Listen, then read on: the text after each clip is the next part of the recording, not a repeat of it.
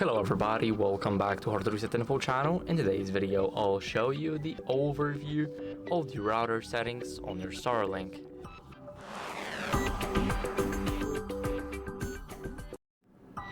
So first, let me open the STARLINK app.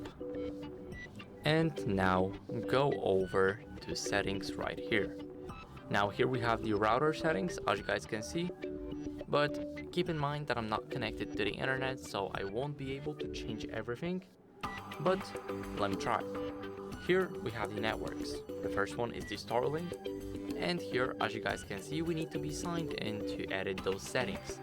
So what we have here is the network name. Here we have the password, and we can also enable the split between 2.4 and 5 GHz network. Also, we can keep it as a hidden network so it doesn't broadcast their name publicly, and this basically means that it won't appear on nearby connections to other phones. Now, the next one is the content filtering. As you guys can see, it will basically protect your internet and protect you from the website that can be malicious or can contain some adult content.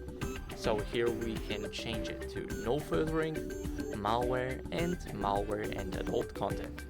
Here we can also learn more about it if you want to check it. Now the next one is the Reboot router. I'm not gonna do that now because I want to finish this video, but after you slide it here, then it will become red, and if you let go, then your router will reboot.